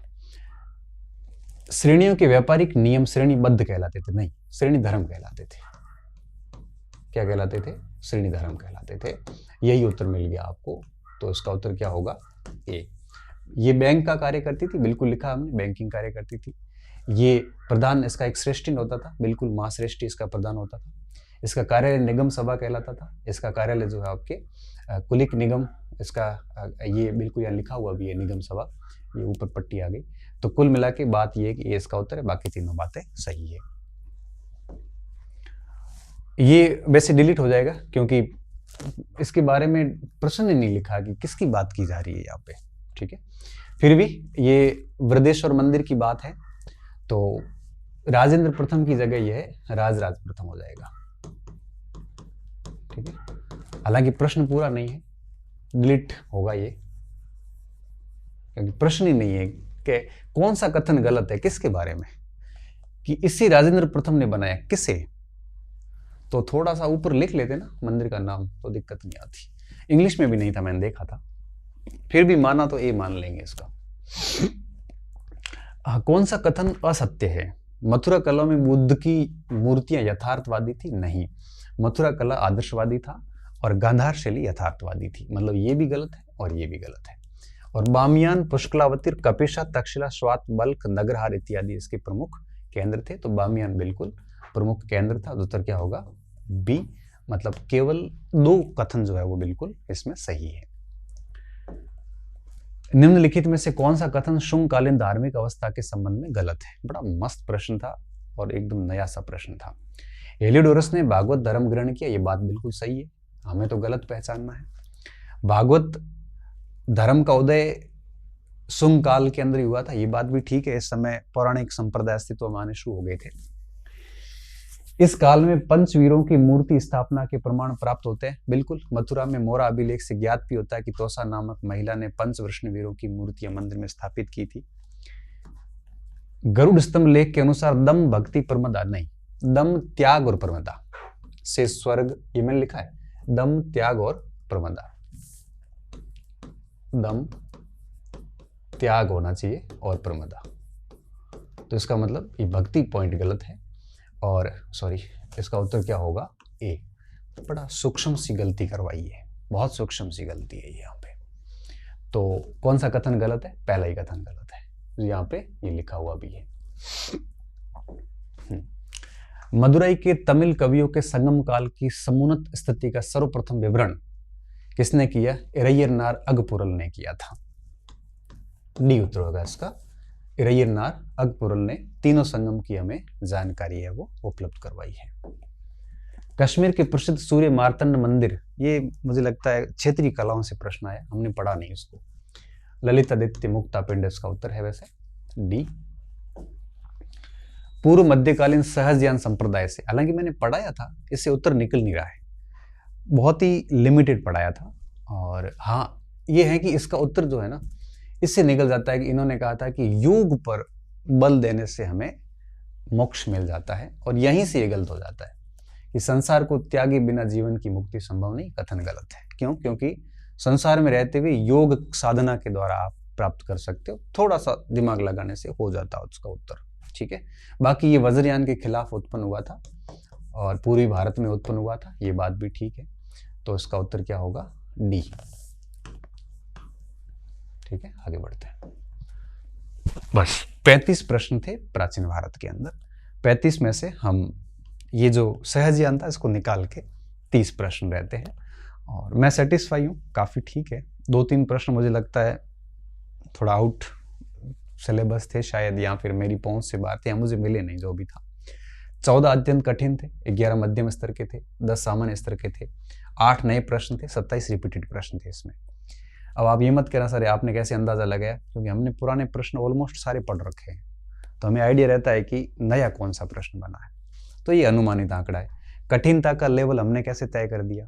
कठिनता का लेवल हम ऐसे तय कर लेते हैं कि जब हम प्रश्न पढ़ते हैं तो जब हमें भी जोर आने लगता है तो सोचता हूँ कि कठिन ही होगा, और आसानी से हो जाता था हम उसको आसान मानते हैं। थोड़ा अगर 1-2 विकल्प आ रहे हैं, 1-2 विकल्प में माथाफोड़ी करनी पड़ रही है, तब हम उसको मध्यम स्तर मान लेते हैं। लेकिन ऐसा नहीं है, ये सभी के ऊपर समान नहीं है। कई बहुत जीनियस स्टूडेंट होते हैं तो उनके लिए हो सकता है कठिन ना हो, लेकिन एक सामान्य स्टूडेंट की हम बात कर रहे हैं। तो हमारा ये प्रदर्शन रहा, मुझे ठीक लगा, मुझे इसमें कोई आपत्ति नहीं। और अब बात आती है कि इसके लिए हम आगे से क्या प्रेफरेंस करें। तो वापस वही बात, नोट्स पढ़ रहे हैं तो ठीक है, चलते रहने दीजिए, दिक्कत नहीं है। इतने ही होंगे, किताबें पढ़ो तो भी इतने ही होंगे, और इसमें तो कुछ था ही नहीं। 100-150 वीडियोस थे और एक रजिस्ट्री बना था, और एक रजिस्टर में आराम से हो जाता। हालांकि इसके नोट्स अभी जारी नहीं किए, करने बाकी है, वो समय पे वो भी कर लेंगे। और अगर किताब की बात करोगे तो एंशिएंट में अभी जैसे जहार श्रीमाली वगैरह पर्याप्त नहीं है, और सौरभ चौबे बेस्ट किताब मानी जाती, मैं उसको सजेशन दूंगा, क्योंकि आप अगर उसको ढूंढोगे तो आप उसको सारे प्रश्न मिल जाएंगे। इसके अलावा भी आपके पास कोई और भी किताबें, बहुत सारी किताबें मार्केट में आती है, आर्य से लेके नाथ से लेके, अगर उनमें से आपको प्रश्न मिल रहे हैं और आपको पढ़ने में आनंद आ रहा है तो किताब चेंज करने की ज़रूरत नहीं, उसको लगाए रखिए। मगर मैं इतना ज़रूर कहूँगा कि अपने कंटेंट से आप इस पेपर को मैच करना। अगर प्रश्न बन रहे हैं आपके 80-85%, 90%, तो दिक्कत नहीं है, उसको कंटेंट को बनाए रखो। अगर नहीं बन रहे हैं तो फिर उसको चेंज करने की आवश्यकता है। ठीक है, आगे बढ़ते हैं। ये आधुनिक भारत, ठीक है। आधुनिक भारत थोड़ा सा इस बार ठीक आया था। हालांकि इस प्रश्न को आराम से किया जा सकता था कि आर्य समाज के बारे में कहा है कि ये केवल सामाजिक और धार्मिक आंदोलन नहीं था बल्कि एक नेशनल मूवमेंट भी था। तो ये हिंट दे दिया इन्होंने। द हिस्ट्री ऑफ कांग्रेस में किसने कहा था? हिस्ट्री ऑफ कांग्रेस पुस्तक किसकी है? पट्टाभी सितार मैया की किताब है। ठीक है, मैंने पढ़ा है इसको डेफिनेटली, मगर मुझे मिला नहीं क्योंकि इतने सारे वीडियो थे, पता नहीं किस जगह पे पट्टाभी को लिखवाया मैंने। रियासतों को भारतीय संविधान सभा के साथ बात करने के लिए एक वार्ता समिति में परिणत कर दिया गया था। कौन सी समिति को? चैम्बर ऑफ प्रिंसेस को। इसको हमने वहां पढ़ा था, कहाँ पे? ब्रिटिश सर्वोच्चता की स्थापना में, जहां पे स्पष्ट लिखा हुआ था कि चैम्बर ऑफ प्रिंसेस जो है वो आजादी के साथ ही खत्म हो गई, तो उसको वार्ता समिति में कन्वर्ट कर दिया गया था, जो आपके रियासती विभाग के साथ में वार्ता करेगा। ठीक है, तो सी उत्तर है इसका। पंजाब की रणजीत सिंह के संबंध में कौन से कथन सत्य है? तो सिस सतलज जो है वो आपके पूर्वी भाग में रणजीत सिंह विस्तार नहीं करेंगे, मतलब ये इनके संरक्षण में नहीं था सिस सतलज। ठीक है, तीसरा ऑप्शन तो गया। उसके बाद क्या था कि रणजीत सिंह ने अमृतसर पर अधिकार किया। ये बात ठीक है, रणजीत सिंह ने अमृतसर को भांगी मिसल से लिया था, भांगी मिसल से, और अमृतसर को अपनी धार्मिक राजधानी बनाया था। ये कथन सही है, 2 नंबर सही है। इसका मतलब ये भी उत्तर नहीं हो सकता। ठीक है, इन दोनों में से कोई है। पहला क्या है? हाँ, जामन शाह की वापसी के वक्त 12 तोपें उनकी चिनाब नदी में फंस गई थी। रणजीत सिंह ने उनको निकाल के वापस दे दिया, तो जामन शाह ने प्रसन्न होकर रणजीत सिंह को लाहौर का सूबेदार बनाया, राजा की उपाधि दी, और आगे चल के रणजीत सिंह ने अपने आप को लाहौर का शासक घोषित कर दिया। तो कथन 1 और 2 बिल्कुल सही है। सी गलत है, क्योंकि अमृतसर की संधि के अंदर यह तय हुआ था कि सतलज का जो पूर्वी भाग है वहां पे आपके रणजीत सिंह विस्तार नहीं कर सकते और पश्चिमी भागों में विस्तार कर सकते हैं। ठीक है, तो पश्चिमी भागों में विस्तार करने का मतलब ईरान साइड जाना, वहां जा सकते हैं, इधर नहीं आ सकते पीछे।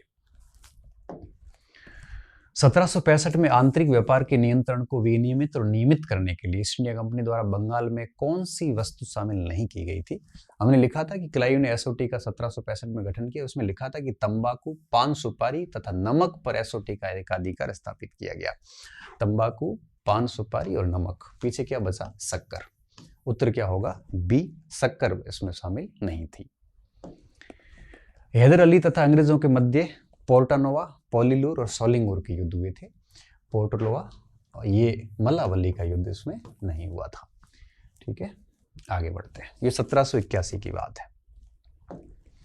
टीपू सुल्तान ने किस स्थान पर गोदी स्थापित नहीं की थी? डॉकयार्ड स्थापित नहीं किया था। तो इसका उत्तर है आपके मालाबार। मालाबार त्रावणकोर उनके अंडर में था, तो इसमें नहीं है, बाकी ये तीनों ही हैं। ये अपनी पहुंच से बाहर था, नहीं पढ़ा, पहली बार आज ही पढ़ा इसको। होलकर ने राजपूत राज्यों में अपना नियंत्रण समाप्त कर लिया, किस संधि के तहत? हमने लिखा है कि बूंदी से सतपुड़ा तक के सभी राजपूत राज्यों पर से अपना प्रभुत्व त्यागा। किसने? होलकर ने। कौन सी संधि थी? मंदसौर की संधि। व्यक्तिगत संधि के अंतर्गत रियासतों का सबसे आखिर में समायोजन झांसी का हुआ था। झांसी ऑप्शन नहीं है, इसलिए उत्तर क्या है इसका? नागपुर। भारत सचिव की सहायता के लिए बनी भारत परिषद के अंदर कुल 15 सदस्य रहते थे। ये 15 सदस्य इसमें शामिल रहते थे। इसकी सारी डिटेल हमने डाल रखी है।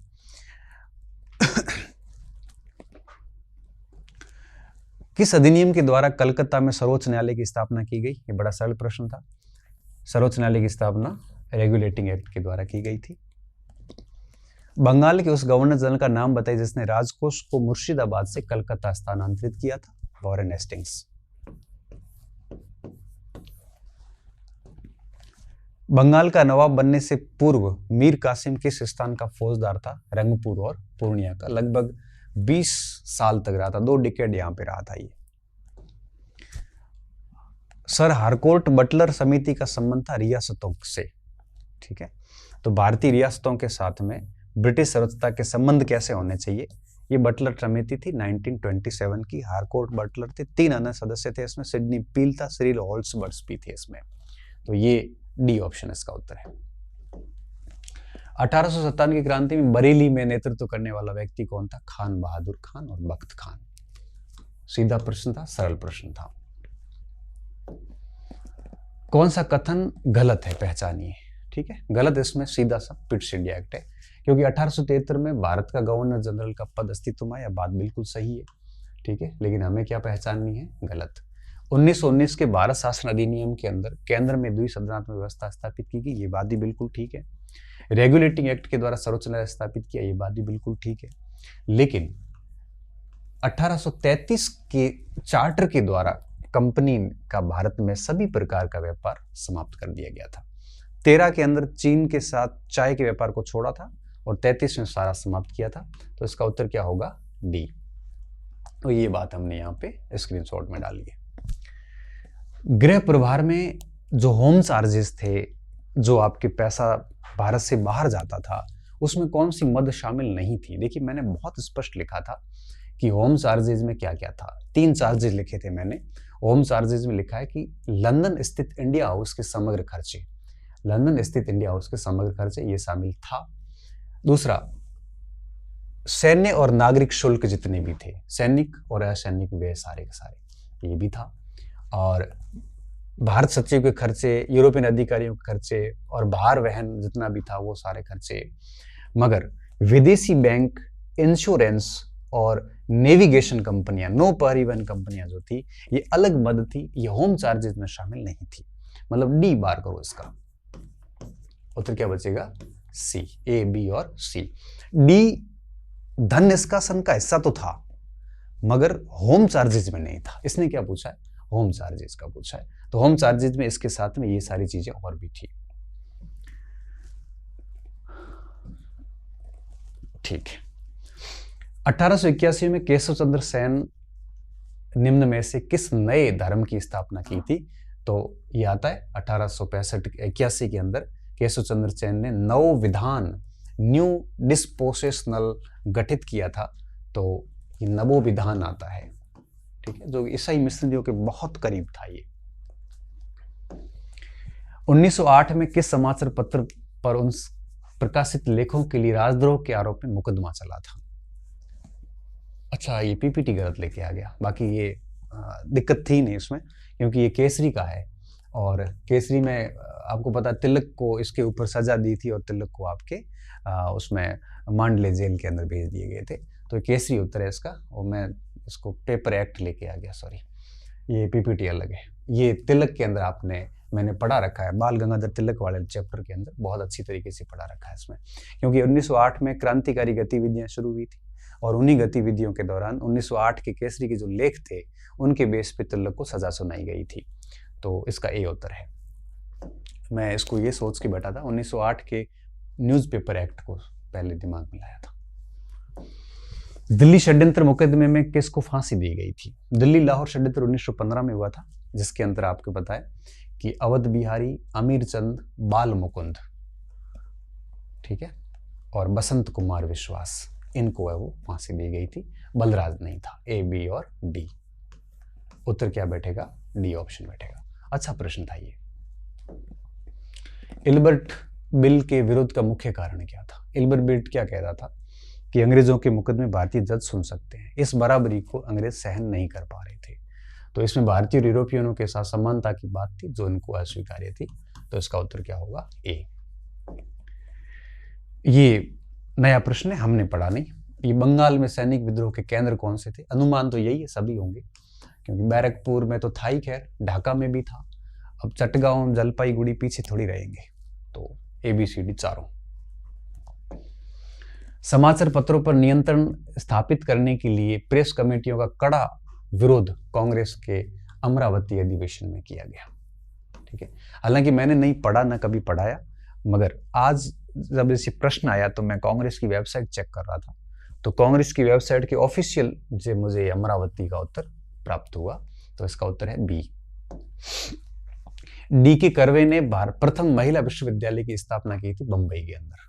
उत्तर क्या होगा, सी।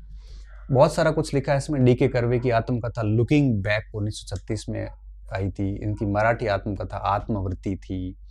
और ये पहला महिला विश्वविद्यालय था। इसमें नाथीबाई दामोदर दास ठाकरदी ने 15 लाख रुपए दान दिए थे। 5 विद्यार्थी थे। आर.जी. भंडारकर इसके पहले चांसलर थे। आर. परांजपे इसके पहले वाइस चांसलर थे। काफ़ी कुछ डिटेल्स इसमें हमने लिख रखी है ऑलरेडी। प्राच्यविदों की विचारधारा में असंगत क्या है? प्राच्यवादी कहते थे सभी को शिक्षा दो, भारतीय भाषाओं में शिक्षा दो, भारतीय साहित्य दर्शन की शिक्षा दो। और आंग्लविद क्या कहते थे? अंग्रेजी भाषा में शिक्षा दो, पाश्चात्य शिक्षा दो और ऊपरी वर्ग को दो, नीचे छिन छिन के अपने आप चली जाएगी, जैसे हम कहते हैं अधोनिस्यंदन का सिद्धांत। अब इसको पढ़िए। प्राच्यवादियों की विचारधारा में असंगत क्या है? वो भारत की प्रथम वैज्ञानिक प्रयोगशालाओं का निर्माण किया, ये बात सही है, बिल्कुल हमें असंगत पहचानना है। हिंदू रिवाजों की विद्वत्तापूर्ण पुनर्गठन और प्राचीन संस्कृतियों के पुनर्निर्माण को प्राथमिकता दी, ये बात भी बिल्कुल सही है। मगर ये अधोनिस्यंदन सिद्धांत था, ये आंग्लवादियों का है। किसका है? आंग्लवादियों का है। और ये आंग्लविद जितने भी थे इन्होंने दिया था, ऑकलैंड वगैरह। इनका मतलब ये था कि समाज के सभी वर्गों को शिक्षा नहीं देनी है, सभी वर्गों को नहीं देनी, बल्कि ऊपरी वर्ग को देनी है, ताकि शिक्षा छन छन के नीचे अपने आप चली जाएगी। समाज का सारा वर्ग शिक्षा डिजर्व नहीं करता। ये सिद्धांत प्राच्यवादियों का नहीं बल्कि आंग्लवादियों का, इसलिए उसका उत्तर क्या होगा? सी। ये सरल प्रश्न था, हालांकि हमने नहीं पढ़ा, मगर किया जा सकता था कि किस रियासत का विलय किस में हुआ। अब आपको पता है कि मयूरभंज उड़ीसा में है, काठियावाड़ हो नहीं सकता, तो उत्तर क्या है इसका? सी। ठीक है। गांधी सेवा संघ के सदस्य कौन नहीं थे? तो गांधी सेवा संघ 1923 में बना था और जमनालाल बजाज ने बनाया था। और 1923 से पहले बाल गंगाधर तिलक की 1920 में डेथ हो गई थी, आपको पता होगा, इसलिए इसका उत्तर क्या है? बी, बाल गंगाधर तिलक। ये गांधी जी के आंदोलनों को व्यवस्थित करना था, ये मुझे थोड़ा डिलीटेबल लग रहा है, क्योंकि इसमें चंपारण के बाद अहमदाबाद, उसके बाद खेड़ा है, 3 के बाद 4 इसी में कहीं पे भी है नहीं, 3 के बाद 2 ही लिखा है इन्होंने, तो फिर इस हिसाब से आपके 3, 2, 4 और 1। अभी तो आप ये कर सकते हो 3, 2, 4 और 1, ठीक है, चंपारण, उसके बाद वैसे हुआ खेड़ा है, परंतु इस ऑप्शन के अनुसार यही बैठ रहा है। लाल किले में आजाद हिंद फौज के मुकदमे में बचाव पक्ष में वकीलों की तरफ से भूलाभाई देसाई ने भाग लिया था। ठीक है, सी।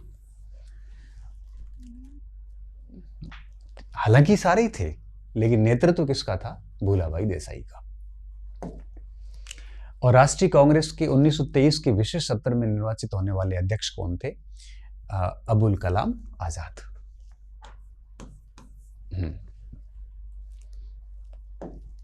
ये हमारे हिस्ट्री पॉइंट के अंदर आधुनिक के 29 प्रश्न आए टोटल फर्स्ट ग्रेड में, इसमें से 21 प्रश्न हम कर पाए। 3-4 प्रश्न काफी सामान्य थे, हालांकि इस पे मुझे थोड़ा और काम करने की आवश्यकता है, 2-3 प्रश्न बढ़ाए जा सकते थे। 15 प्रश्न कठिन थे, 6 मध्यम थे, 8 सामान्य थे, नए प्रश्न 12 थे, रिपीटेड 17 प्रश्न थे। तो काफी अच्छा लेवल था इसका आधुनिक भारत का इस बार। 10-12 प्रश्न वाकई में टफ थे। अब आप कहोगे सर कंटेंट के लिए क्या कर सकते हैं? कंटेंट अपने वाला है तो ठीक है, चलने दो, क्योंकि इतना ही होगा। दूसरा, अगर देखना चाहते हैं, बौद्धिक प्रकाशन अच्छी किताब है, मुझे लगता है सारे प्रश्न उसमें से फंसे हैं। कोई 4-5 प्रश्नों का तो मैं नहीं कहूँगा, क्योंकि वो किसी किताब से नहीं आए 5 प्रश्न तो, और 22-23 प्रश्न वहाँ से मुझे लगता है आए होंगे। और इसके अलावा अगर आप कोई और किताब पढ़ रहे हो उसमें से इतने मिले हैं तो उसको जारी रखिए। आर्य नाथ वगैरह आपको ठीक लग रही है, बड़ी वाली, और आपको समझ में भी आ रही है, प्रश्न भी आए हैं, तो आप उसको भी कंटिन्यू कर सकते हैं। ये आधुनिक भारत था। अब हम आए सबसे लास्ट में, राजस्थान का इतिहास। राजन्य जनपद का संबंध, सिक्कों का संबंध था भरतपुर से। बहुत क्लियरली हमने लिख रखा था, और ये मैंने प्रोफेसर बैच में पढ़ाया था वहाँ पे। ठीक है, आगे बढ़ते हैं। 1857 की क्रांति के दौरान अपने राज्य की सीमा से बाहर सरदार सिंह ने है वो सेना भेजी थी। ठीक है, बीकानेर के सरदार सिंह ने। और कवि शंकरदास सामोर ने आलोचना भी की थी कि डफ मुसदी डफ देश दीवान, डफ राजा डफ मुसदी डफ देश दीवान, सारा डफ ही डफ बेड़ा हुआ जन डफ कई जो बीकान। शंकरदास सामोर ने काफी आलोचनाएं की थी उस समय, तो सरदार सिंह इसका उत्तर है। इनको सम्मिलित करना था कि पहले कौन सा बना। सबसे पहले मत्स्य संघ बना, तो पहले नंबर पे क्या आ जाएगा? मत्स्य संघ। उसके बाद में आपके पूर्वी जो राज्य थे वो सारे मिले और पूर्वी राजस्थान संघ बना दूसरे नंबर पे। तीसरे नंबर पे फिर आपके वृद्ध राजस्थान बना, और उसके बाद में वृद्ध राजस्थान में मत्स्य संघ का विलय हो गया। चौथे नंबर पे आ जाएगा। ठीक है, तो सेट कर लो। सबसे पहले 2 नंबर ये गया, 2 के बाद में 4 नंबर, ठीक है, फिर 1 नंबर, फिर 3 नंबर।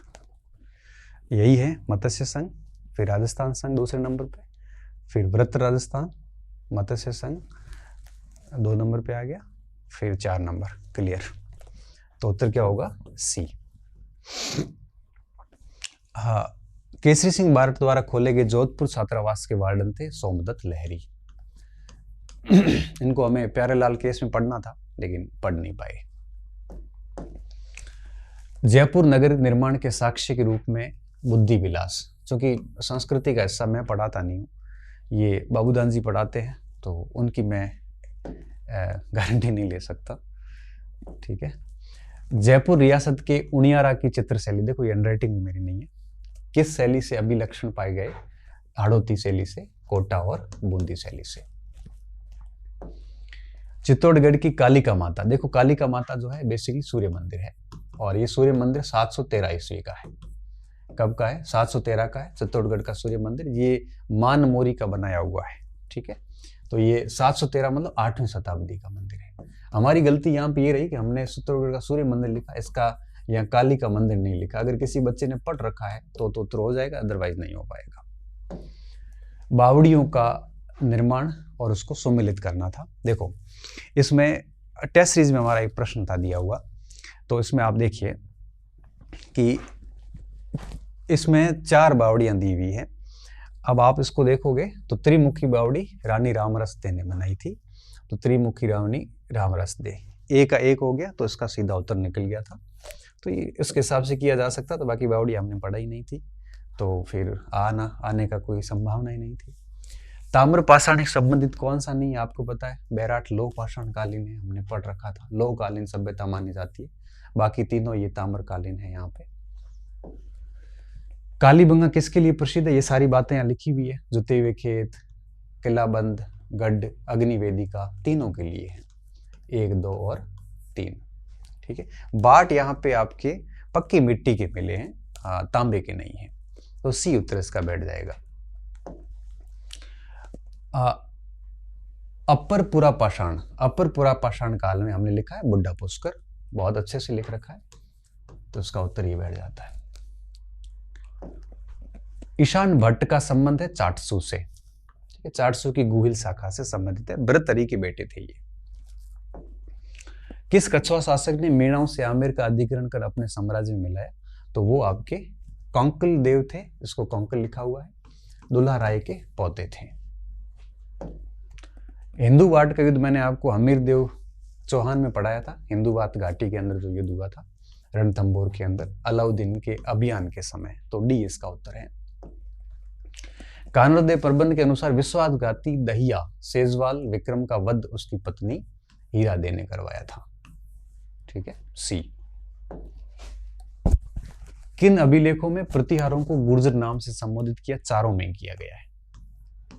ठीक है, राजस्थान इतिहास में जुलाई से वापस रिकॉर्ड शुरू करूंगा, और अगली जब प्रोफेसर आएगी तो मैं आपको विश्वास दिलाता हूं कि 50 प्रश्न आएंगे प्रोफेसर में, 50 सेकंड पेपर में और 20 थर्ड पेपर में। 70 में से हम 60 के आसपास करेंगे, क्योंकि अब राजस्थान हिस्ट्री अपडेट करने का समय आ चुका है। ठीक है, हालांकि मैंने पिछली बार कम पढ़ाई थी उसको। उस मंगोल का नाम बताइए जिसने अमीर के प्रति वफादारी कारण अलाउद्दीन के हाथी के पैरों तरह कुचलवा दिया था। वो मोहम्मद शाह थे, और मोहम्मद शाह की मैंने पूरी कहानी सुनाई थी आपको। ठीक है, मोहम्मद शाह को अंतिम इच्छा पूछी गई छाती पे पैर रख के कि भी क्या चाहते हो? तब उसने कहा था कि मैं वो अमीर के पुत्र को शासक बनाना चाहता हूँ। तब उसको हाथी से कुचलवा के मरवा दिया था। ये हमने लिखा भी, चुमन्ना बेगम का किस्सा भी साथ में पढ़ाया था। राठौड़ नरेश ने मंडोर के प्रतिहारों से मंडोर का किला दहेज में प्राप्त किया था, वो थे चूड़ा जी। ठीक है, बहुत स्पष्ट लिखा हुआ है यहाँ पे।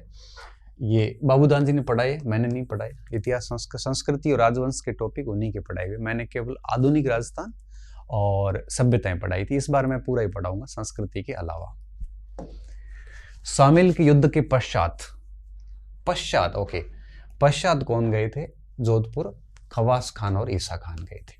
और युद्ध के दौरान कौन गए थे? ये युद्ध के दौरान थे।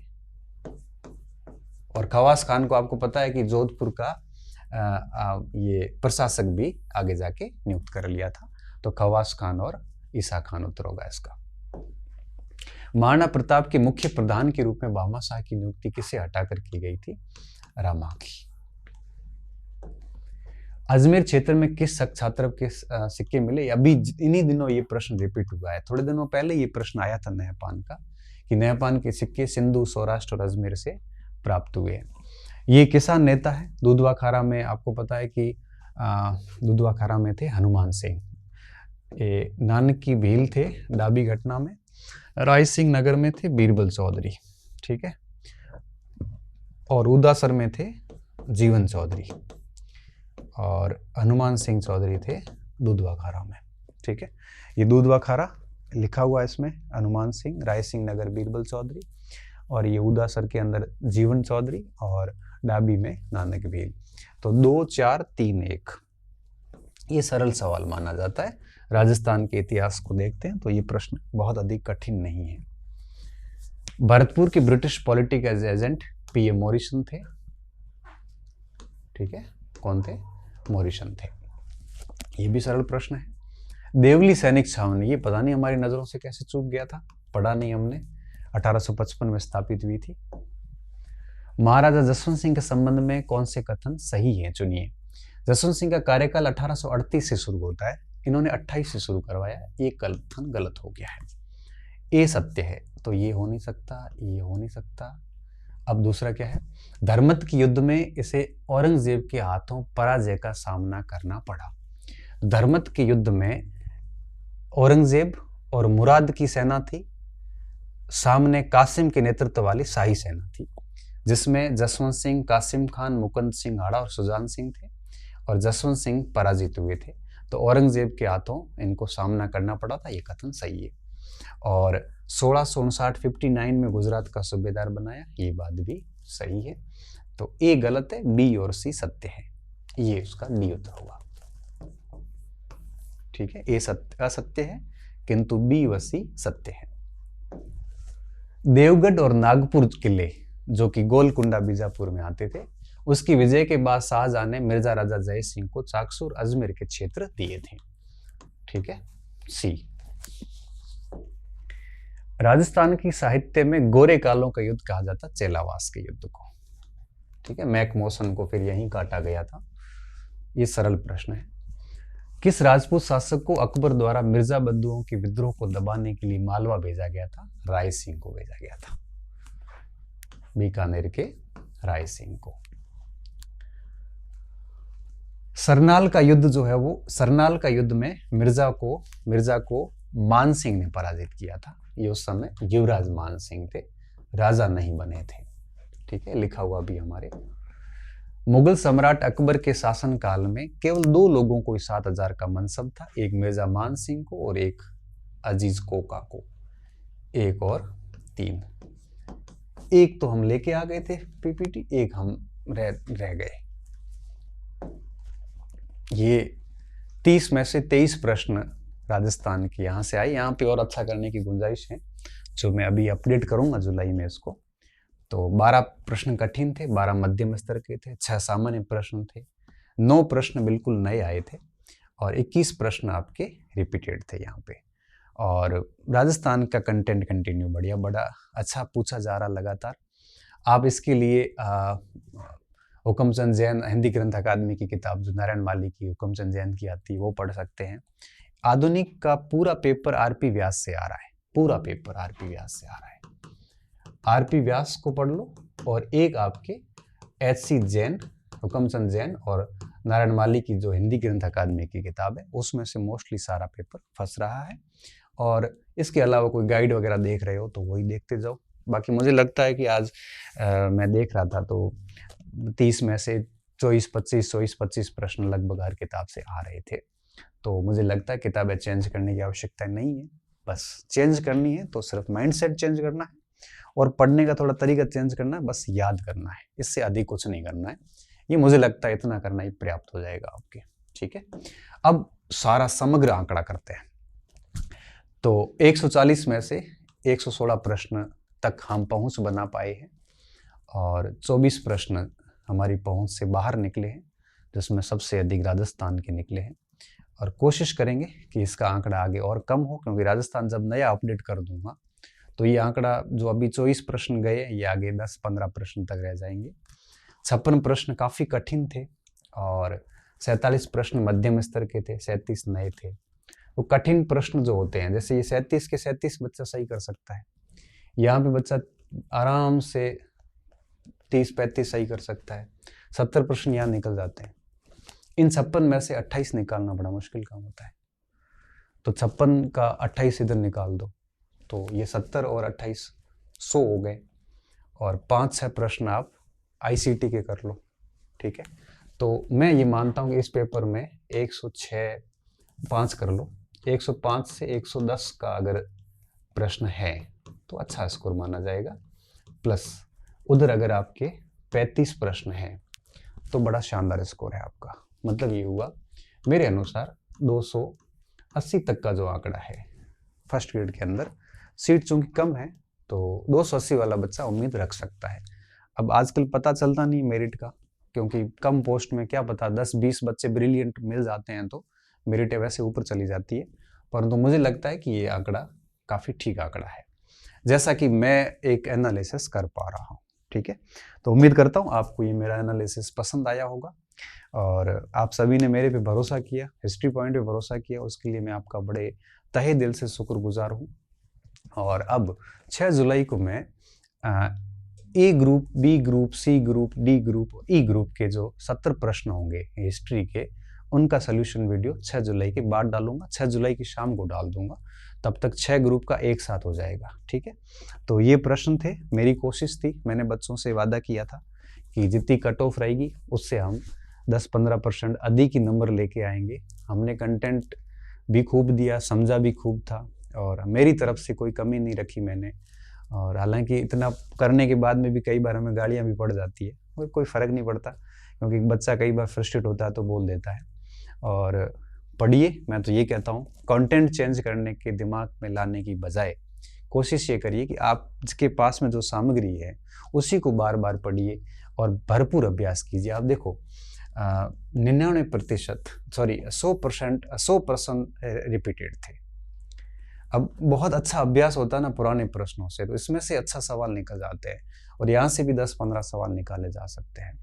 तो आप सोचिए इन चीज़ों को कि आप अगर इधर उधर भागने की बजाय अगर अपनी कंटेंट पे भरोसा करके बढ़िया तैयार करोगे तो हो जाएगा।